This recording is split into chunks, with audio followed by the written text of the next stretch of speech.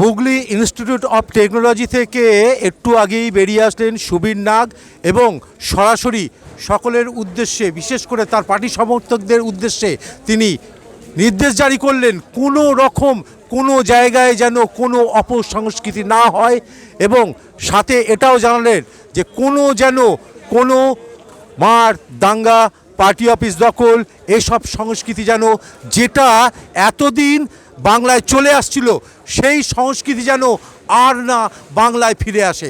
অত্যন্ত ভালো উদ্যোগ। শুনুন সুবীর নাগ কি বললেন। অফিসের মধ্যে কারোর দখল করা, কারোর বাড়িতে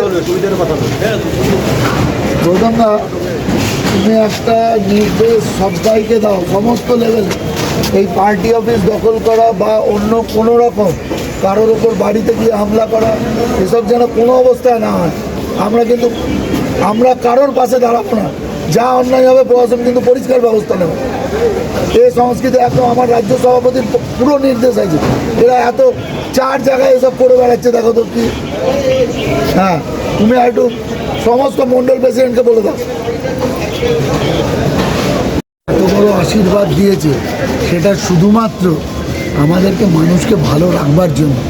আমরা তৃণমূলের মতো দখলের সংস্কৃতি যাতে আমার দলে না আসে, যে সমস্ত কার্যকর্তা মানুষের সহজ জীবনযাপনের মধ্যে হস্তক্ষেপ করবে বা কোনো রাজনৈতিক দলের পার্টি অফিস দখল করবে, আমি পুলিশকে পরিষ্কার বলছি, প্রশাসন তার ব্যবস্থা নিক। আমরা কারোর পক্ষে দাঁড়াবো না।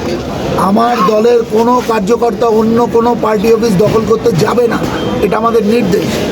দাদা, রাজ্য সভাপতি কিন্তু নির্দেশিকা একই জারি করেছে যে কোনো রকম অপসংস্কৃতি বা হিংসা রাজনীতি যেন বিজেপি কর্মীরা না করে। একদম, মানুষ আমাদেরকে আশীর্বাদ করেছে একটাই কারণ, তারা বদল দেখতে চায়।